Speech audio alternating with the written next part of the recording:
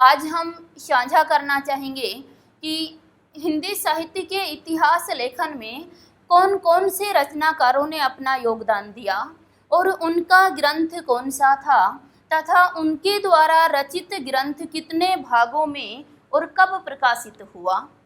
दोस्तों, सबसे कठिन विषय है हमारा हिंदी साहित्य, लेकिन यदि यह आपको समझ आ जाता है तो ये सबसे आसान विषय हो जाया करता है।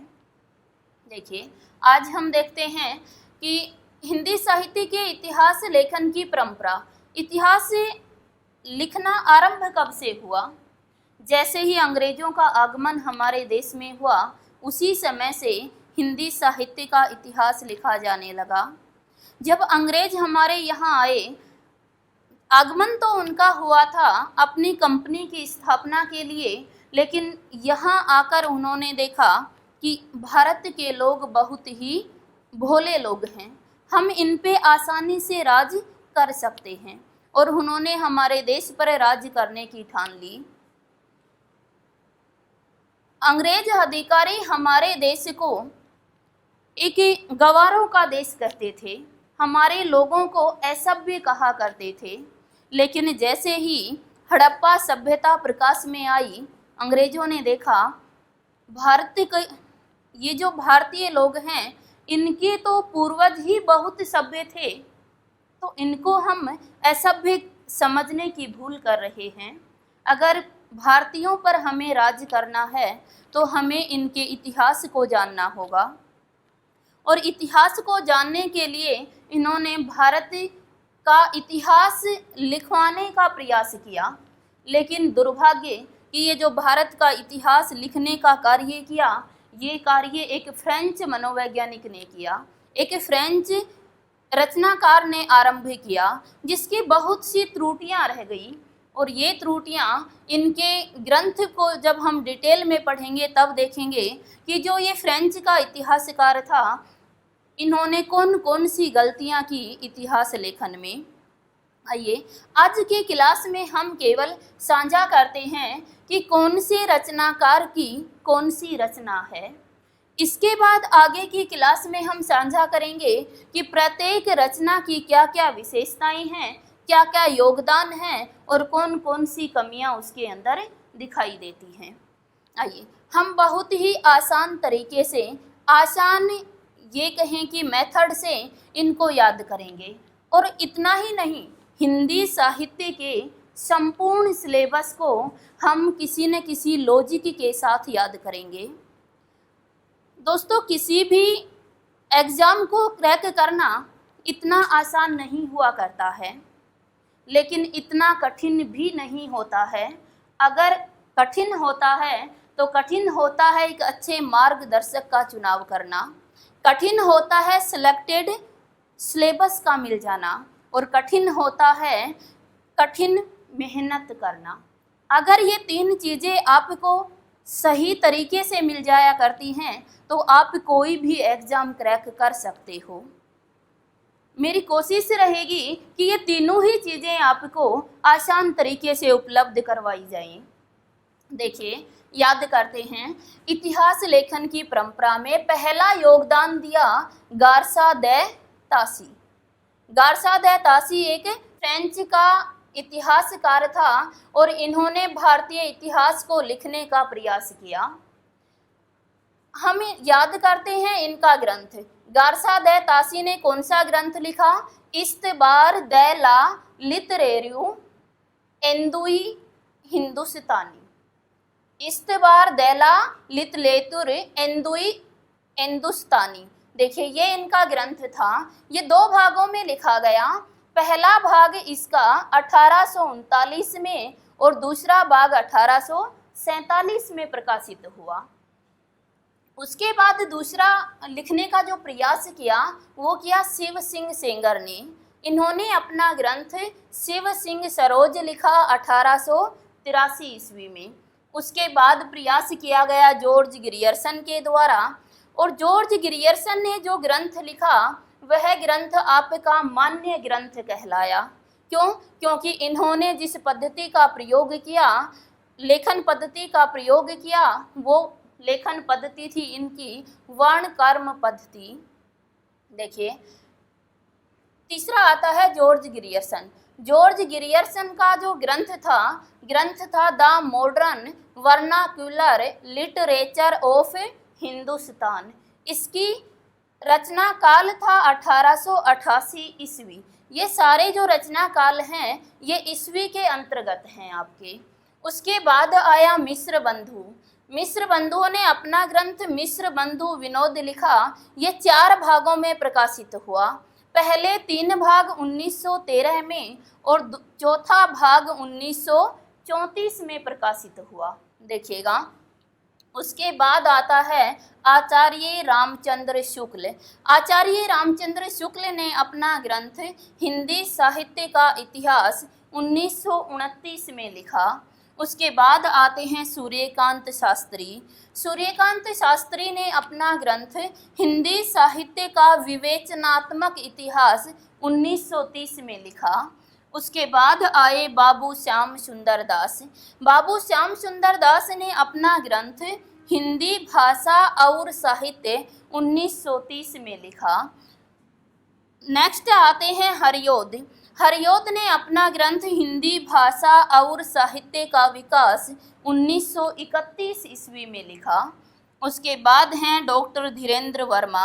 डॉक्टर धीरेन्द्र वर्मा ने अपना ग्रंथ हिंदी साहित्य का इतिहास 1933 ईस्वी में लिखा।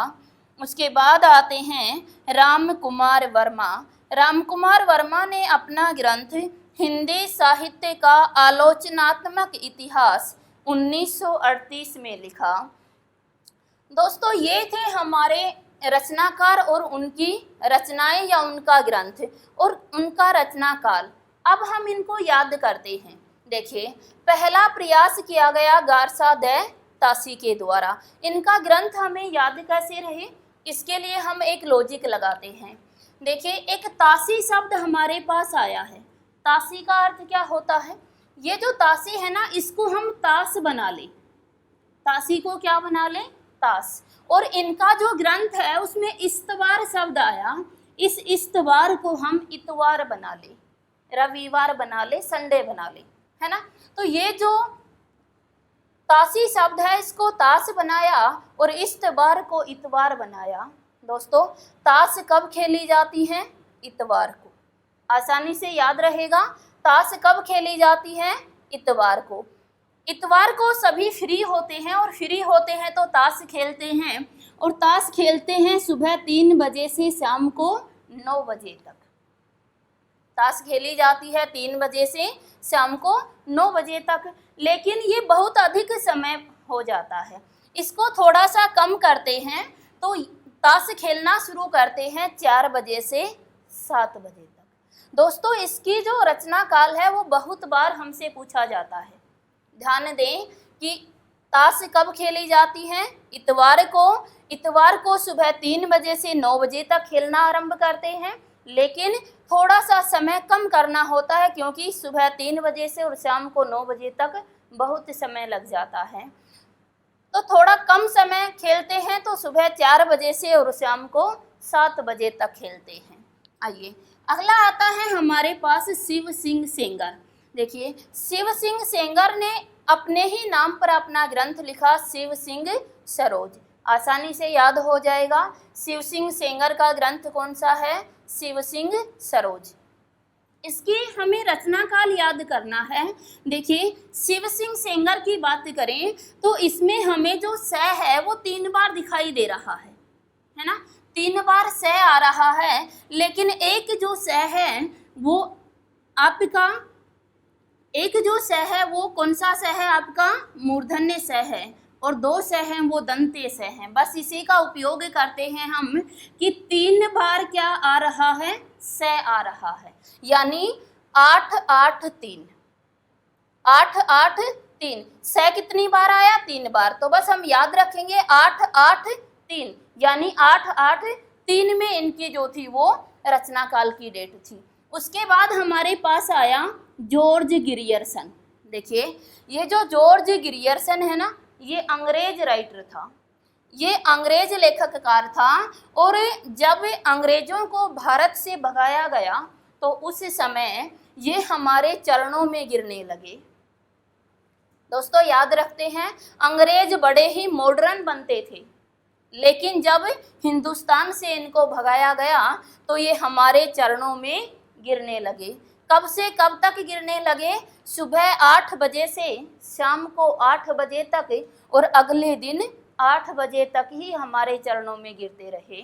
देखिए, ये जो अंग्रेज था जॉर्ज ग्रियर्सन, इस अंग्रेज ये बड़ा ही मॉडर्न बनता था, अपने आप को बड़ा मॉडर्न समझता था, लेकिन जब इन्हें भगाया गया तो ये गिरने लगे। गिरने से क्या बनाएंगे? ग्रियर्सन। कब गिरने लगे? सुबह 8 बजे से शाम को 8 बजे तक, और अगले 8 बजे तक गिरते ही रहे। यानी इनका जो जॉर्ज ग्रियर्सन है, इनका ग्रंथ है the modern vernacular literature of Hindustan, 1888 ईस्वी में। आगे आते हैं, आगे आता है मिस्र बंधु। देखिए, ये जो मिस्र बंधु थे ये 3 भाई थे। ये तीनों भाई हमारे इतिहास में मिस्र बंधु के नाम से जाने जाते हैं। और ये क्वेश्चन भी हमसे पूछा जाता है कि निम्न में से कौन मिस्र बंधु नहीं है। देखिए, ये जो मिस्र बंधु थे ये GSS, इनको हम कहाँ पढ़ते हैं? इतिहास में, है ना, हिस्ट्री के अंतर्गत हम इनको पढ़ते हैं। तो बस ये GSS याद रखिएगा। इस G से है गणेश बिहारी मिश्र, से है सुखदेव बिहारी मिश्र, और ये जो S है इससे बनता है श्याम बिहारी मिश्र। ये 3 मिस्र बंधु थे, 3 भाई थे जो मिस्र बंधु के नाम से विख्यात हुए। पुनः देखिएगा, गणेश बिहारी मिश्र, सुखदेव बिहारी मिश्र और श्याम बिहारी मिश्र, इन तीनों को हम GSS में पढ़ते हैं, है ना, हिस्ट्री में पढ़ते हैं। तो बस याद रखिएगा, मिस्र बंधु कौन थे? गणेश बिहारी मिश्र, श्याम बिहारी मिश्र और सुखदेव बिहारी मिश्र। इन तीनों भाइयों ने अपने ही नाम पर अपना ग्रंथ लिखा, मिस्र बंधु विनोद। लेकिन हमें याद करना है इसका रचना काल। कितने भागों में लिखा? 4 भागों में लिखा। पहले जो 3 भाग थे वो तो 13 में लिखे, और चौथा भाग कब लिखा? 34 में लिखा। देखिएगा, पहले 3 भाग 1913 और चौथा भाग 1934। याद कैसे रखेंगे?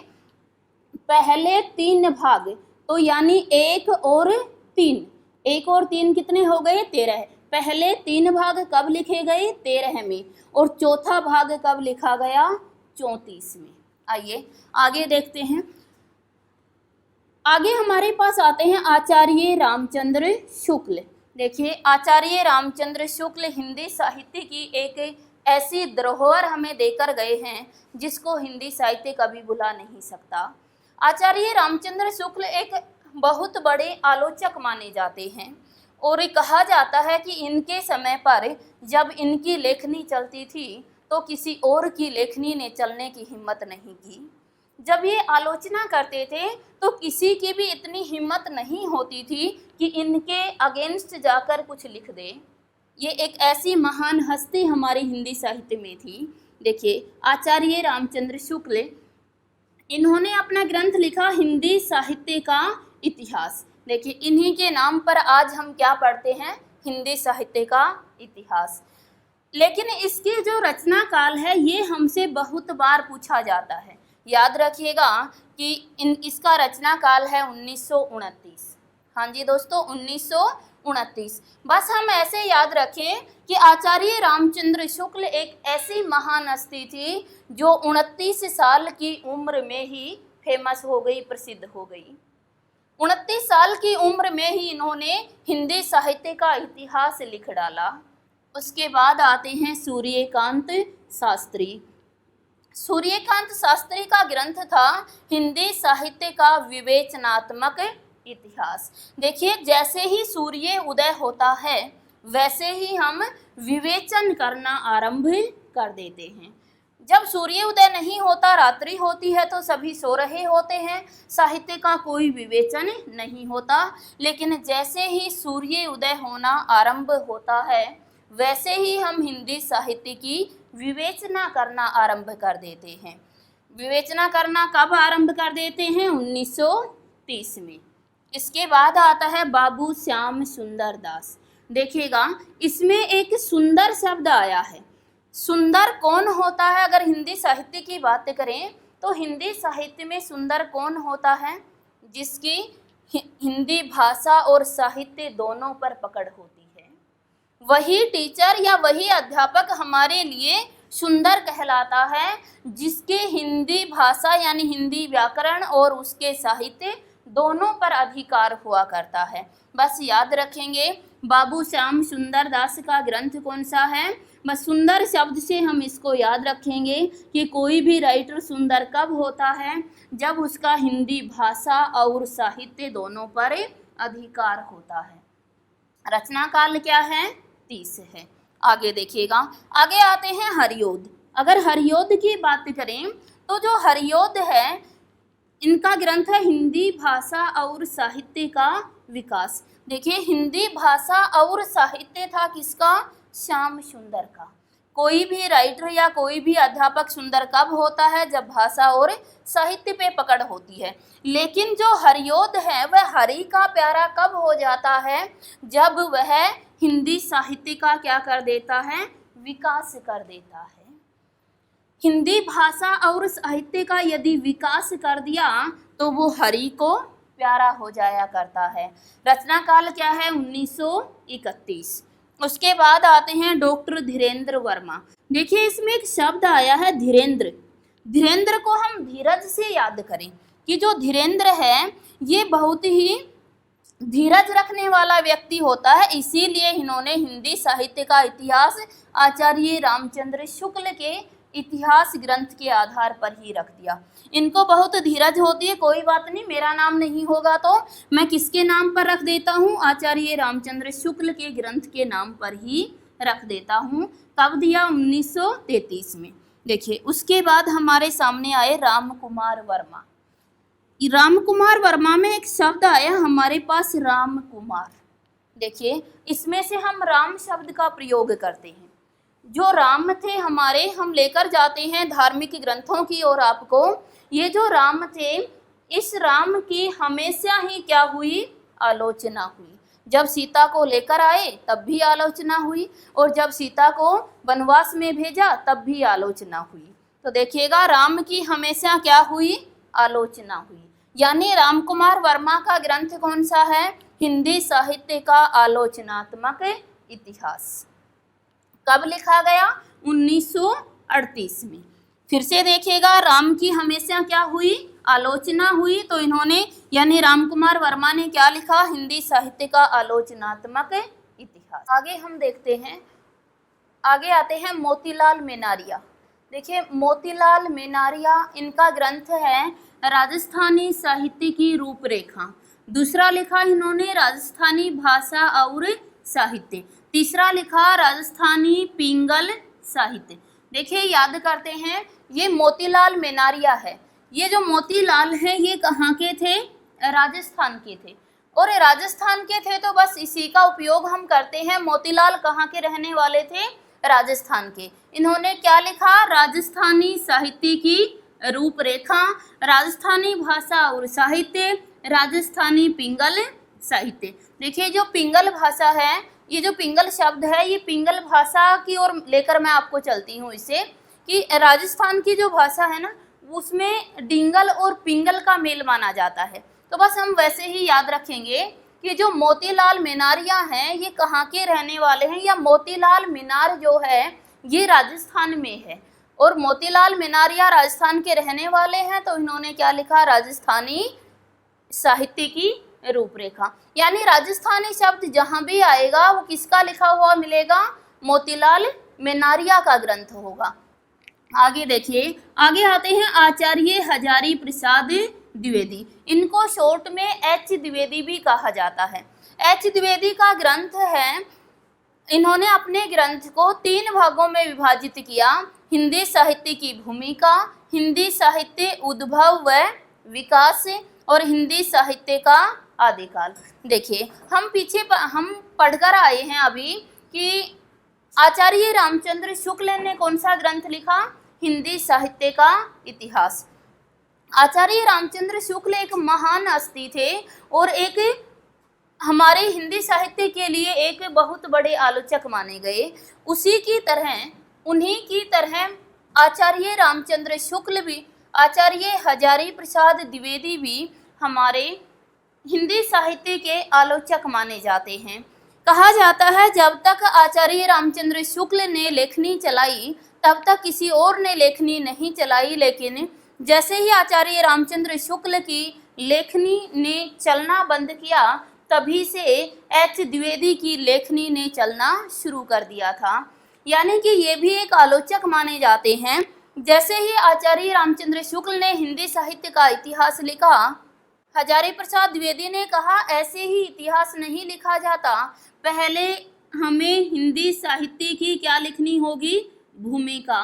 भूमिका लिखने के बाद उसका उद्भव और विकास बताना होगा और तब जाकर हमारा हिंदी साहित्य का आदिकाल बनेगा। दोबारा देखिएगा, जैसे ही आचार्य रामचंद्र शुक्ल ने हिंदी साहित्य का इतिहास लिखा तो हजारी प्रसाद द्विवेदी ने कहा ऐसे ही इतिहास नहीं लिखा जाता, पहले हिंदी साहित्य की हमें भूमिका लिखनी पड़ेगी, भूमिका के बाद उसका उद्भव और विकास बताना होगा और उसके बाद हमारा उसका आदिकाल लिखा जाएगा। यानी हजारी प्रसाद द्विवेदी ने अपना ग्रंथ 3 भागों में लिखा। पहला था हिंदी साहित्य की भूमिका, दूसरा था हिंदी साहित्य का उद्भव व विकास और तीसरा था हिंदी साहित्य का आदिकाल। याद हुआ हमें? आचार्य रामचंद्र शुक्ल ने जब हिंदी साहित्य का इतिहास लिखा तो हजारी प्रसाद द्विवेदी ने कहा ऐसे ही इतिहास नहीं लिखा जाता, पहले उसकी भूमिका लिखनी होगी, फिर उसका उद्भव और विकास लिखना होगा और तब जाकर आदिकाल बनेगा। उसके बाद हमें इसका रचनाकाल पूछा जाता है। देखिए, बस हम याद रखने के लिए थोड़ा समझते हैं कि हमें अगर किसी भी बुक की रचना करनी है, कोई भी पुस्तक यदि हमें लिखनी है तो हमें उसकी भूमिका लिखनी पड़ती है। भूमिका ज़्यादा से ज़्यादा कितनी लाइनों की होनी चाहिए? 40 लाइनों की होनी चाहिए। याद रखिएगा, भूमिका कितने लाइनों की होनी चाहिए? 40 लाइनों की होनी चाहिए। उसके बाद उद्भव और विकास 52 में और आदिकाल भी 52 में। आगे देखिएगा, उसके बाद आते हैं ब्रजरत्न दास। देखिए, ये जो ब्रजरत्न दास हैं इसमें एक ब्रज शब्द आया हुआ है और हम ब्रज शब्द का उपयोग करते हैं कि ब्रज में कैसी बोली बोली जाती है? खड़ी बोली। ब्रजरत्न दास की पुस्तक का नाम क्या है? खड़ी बोली हिंदी साहित्य का इतिहास। बस हम याद रखेंगे ब्रज में कैसी भाषा बोली जाती है? खड़ी बोली बोली जाती है। उसके बाद आते हैं लक्ष्मी नारायण वासरण। देखिए, इसमें एक लक्ष्मी शब्द आया हुआ है। इनका ग्रंथ है आधुनिक हिंदी साहित्य। आधुनिक का अर्थ होता है वर्तमान समय में, तो आधुनिक समय में किसकी पूजा की जाती है? लक्ष्मी की पूजा की जाती है। याद रखिएगा, आधुनिक समय में किसकी पूजा होती है? लक्ष्मी की पूजा होती है। यानी कि लक्ष्मी नारायण वासरण का जो ग्रंथ है वो कौन सा है? आधुनिक हिंदी साहित्य। उसके बाद आते हैं हमारे पास राहुल सानकर्त्यायन। देखिए, राहुल सानकर्त्यायन का ग्रंथ है हिंदी काव्य धारा।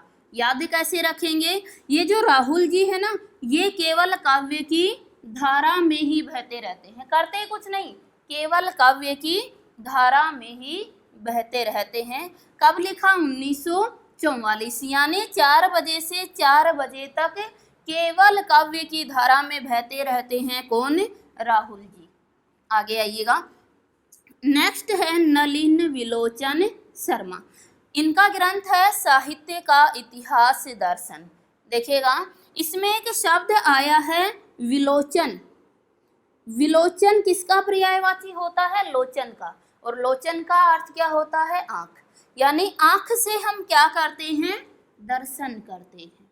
दोबारा देखिएगा, नलिन विलोचन शर्मा का ग्रंथ कौन सा है? साहित्य का इतिहास दर्शन। हम याद कैसे रखेंगे कि एक विलोचन शब्द आया और विलोचन का अर्थ आँख होता है, यानी लोचन से हमें क्या होते हैं? दर्शन होते हैं। लोचन से क्या होते हैं? दर्शन होते हैं। आइए आगे है टीकम सिंह तोमर। देखिए, ये जो टीकम सिंह तोमर है ना, इन्होंने ग्रंथ लिखा हिंदी वीर काव्य। तो इसमें एक तोमर शब्द आया है, इस तोमर का उपयोग हम करते हैं। वीर कहते हैं, वीर क्या कहते हैं? मर जाएंगे लेकिन पीछे नहीं हटेंगे। वीर कहते हैं हम तो मर जाएंगे लेकिन पीछे नहीं हटेंगे। आगे आते हैं नागरी प्रचारणी सभा काशी। इनका ग्रंथ है हिंदी साहित्य का वृहद इतिहास। देखिएगा, अब तक तो एक एक व्यक्ति लिखता हुआ आ रहा था, लेकिन अब की बार किसने लिखा? नागरी प्रचारणी सभा काशी ने। इस सभा ने मिलकर लिखा, और सभा मिलकर लिखेगी तो क्या लिखेगी? वृहद लिखेगी। वृहद का अर्थ होता है बड़ा, फैला हुआ, यानी कि एक एक व्यक्ति लिख रहा था। तब तक तो छोटे ग्रंथ लिखे जा रहे थे, लेकिन जैसे ही एक सभा ने लिखना आरंभ किया तो कैसा लिखा? वृहद इतिहास लिख दिया। कब? 1961 में। आगे चलकर हम पढ़ेंगे कि ये जो हिंदी साहित्य का वृहद इतिहास है, ये पहले 16 खंडों में विभाजित किया गया, और उसके बाद 2 खंड और जोड़कर ये 18 खंडों में प्रकाशित हुआ। इसमें 1960 तक के सभी कवियों को सम्मिलित किया गया था। बस याद रखिएगा, इसकी डेट क्या है? 61। 60 तक के सभी कवियों को सम्मिलित करके कब लिख दिया गया? 1961 में। फिर से देखिएगा, एक सभा के द्वारा ग्रंथ लिखा गया तो एक वृहद ग्रंथ लिखा गया, यानी कि सभा काशी के द्वारा हिंदी साहित्य का वृहद इतिहास लिखा गया। उसके बाद आते हैं गणपति चंद्रगुप्त। दोस्तों, इसमें एक गणपति शब्द आया हुआ है। इनका ग्रंथ है हिंदी साहित्य का वैज्ञानिक इतिहास। देखिएगा, एक गणपति शब्द आया, और गणपति शब्द को हम गणेश से जोड़ते हैं। भाई, अगर हम गणेश की प्रतिमा को देखें तो उनका शरीर तो मानव का होता है, और उनका जो मुख होता है वो किसका होता है? हाथी का होता है। कुछ तो उस समय में वैज्ञानिकता रही होगी ना, कि एक मनुष्य के शरीर पर भी हाथी का सिर रख दिया गया, एक मनुष्य के शरीर पर भी हाथी का सिर लगाकर उसे जीवित कर दिया गया। तो उस समय में कुछ तो वैज्ञानिकता रही होगी।